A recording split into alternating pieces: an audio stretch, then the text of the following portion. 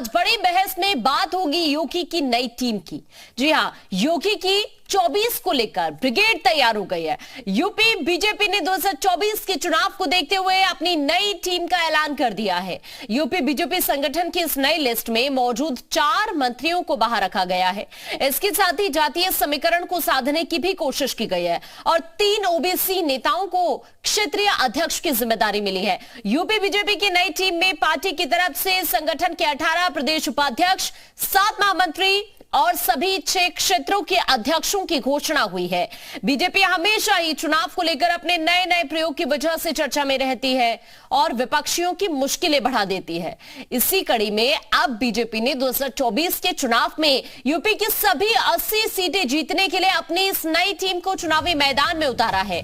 योगी की इस नई टीम का फॉर्मूला कितना कारगर होगा, इस मुद्दे पर हम अपने मेहमानों से बातचीत करेंगे, लेकिन उससे पहले ये कुछ नए चेहरे हम आपको दिखा रहे हैं जिन्हें जगह मिली है इस लिस्ट में, जिनमें अभिजात मिश्रा हैं, इसके अलावा बसंत त्यागी हैं। ये कुछ वो नाम हैं जो नए चेहरे हैं जिन्हें जगह दी गई है। इसके अलावा शिवभूषण सिंह हैं, सुरेश पासी हैं। तो ये 4 वो नए नाम हैं जिन्हें जगह मिली है, जो नए चेहरे हैं। इसके अलावा कुछ प्रदेश मंत्री भी बनाए गए हैं और जिनमें डॉक्टर चंद्रमोहन सिंह है, शंकर गिरी है, अंजुला सिंह है। तो इसी तरह से ये कुछ वो सदस्य हैं जिन्हें जगह दी गई है।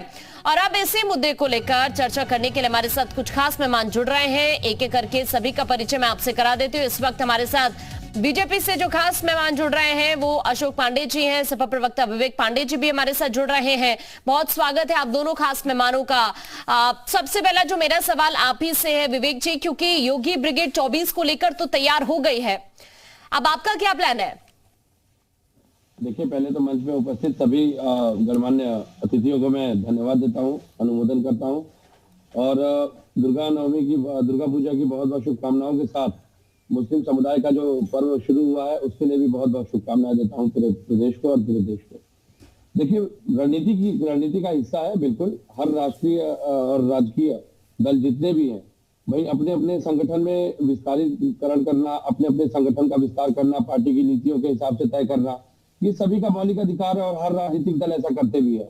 चुनाव के परिप्रेक्ष्य में बिल्कुल अपनी जड़ों को मजबूत करने के लिए, अपने कार्यों को लोगों तक पहुंचाने के लिए सर्वधर्म समभाव की भावना से हर संगठन, हर राजनीतिक दल अपने समय समय पे पार्टी में बदलाव करता रहता है। लेकिन आज यहाँ तो सवाल एक मैं जरूर उठाऊंगा।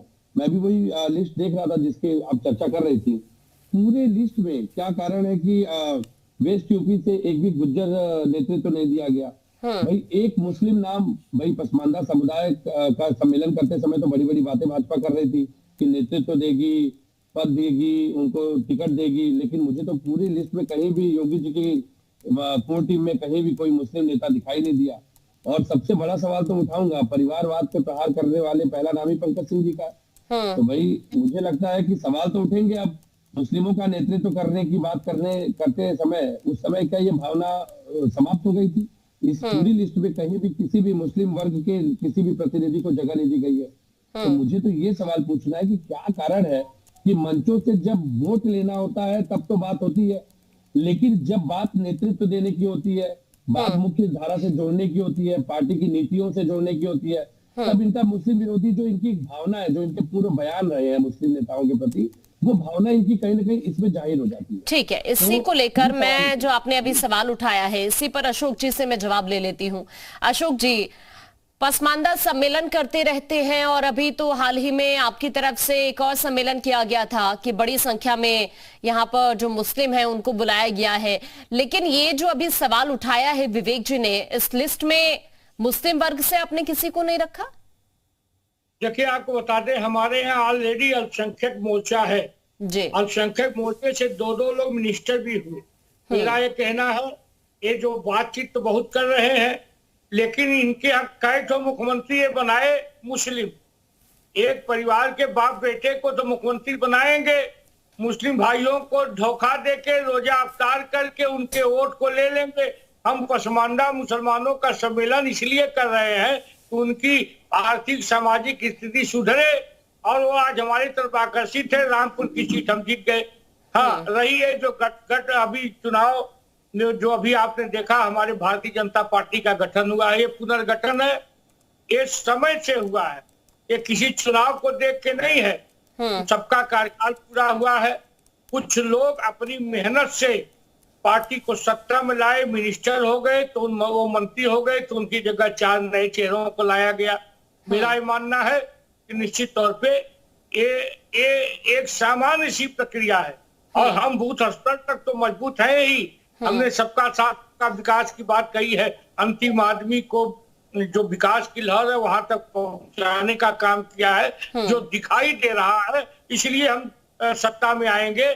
हम पार्टी बना के, पार्टी तो हम मजबूत करते रहते हैं, साल भर हम जनता की सेवा करते हैं, बूथ स्तर को अपने मजबूत करते हैं। उसी के तहत ये पुनर्गठन हुआ है, कार्यकाल पूरा हुआ है, यशस्वी लोगों का कार्यकाल पूरा हुआ है। उन्हीं के नेतृत्व में प्रदेश में दोबारा सत्ता आई थी। अब कार्यकाल पूरा हुआ तो नए लोगों को लाया गया, यही सबसे बड़ी बात। लेकिन अभी जिस बात का विवेक जी ने भी जिक्र किया, एक और पॉइंट उन्होंने यहाँ पर उठाया। देखिए, पंकज सिंह को लेकर तो सवाल वो उठा रहे हैं, ठीक है, लेकिन इसके अलावा एक और चीज उन्होंने यहाँ पर रखी कि वेस्ट यूपी से भी, गुर्जर समाज से आपने किसी को नहीं रखा इस लिस्ट में। देखिए, हमारे प्रदेश अध्यक्ष जी स्वयं पश्चिम से है, जाट समुदाय के हैं और निश्चित तौर पे हमारे वो गुर्जर कई मित्र मंत्री भी बनाए गए हैं। ऐसा नहीं, प्रतिनिधित्व नहीं है। पार्टी ने जिन यशस्वी कार्यकर्ताओं को उचित समझा, उनको पदाधिकारी बनाने का काम किया है। हम अगला पिछड़ा ऊंच नीच वाली बात नहीं करते। ये लोग MY करेंगे, XY करेंगे, हम तो कहते हैं A to Z हमारा है, हमें जान से प्यारा है। इसके पूर्व की कार्यकारिणी ने मेहनत किया, दोबारा हमें सत्ता हासिल हुई। ये एक निश्चित तौर पे ये जो नई कार्य बनाई गई है, निश्चित तौर पे उत्तर प्रदेश में A to Z इनका है और इन्हें जान से प्यारा है। इस पर जरा आप जवाब जरूर दीजिएगा, लेकिन आपने मेरे सवाल का जवाब नहीं दिया। देखिए, आपने कमियां तो वो सारी गिनवा दी जो इस लिस्ट में है, लेकिन आपका अपना क्या प्लान है? समाजवादी पार्टी का क्या प्लान है, ये भी तो थोड़ा क्लियर कीजिए ना। समाजवादी पार्टी तो देखिए मुद्दों पे लड़ रही है। अब तो प्रदेश में ऐसे ऐसे मुद्दे आ गए कि बताइए, एक पक्षी तक तो प्रताड़ित किया जा रहा है। एक पक्षी की मनुष्य के साथ जीवन में जो लगाव है उसको तक तो प्रताड़ित किया जा रहा है। मैं तो एक सवाल ये उठाऊंगा आज की, जिस तरीके से कन्नी काट गए आपके सवालों से।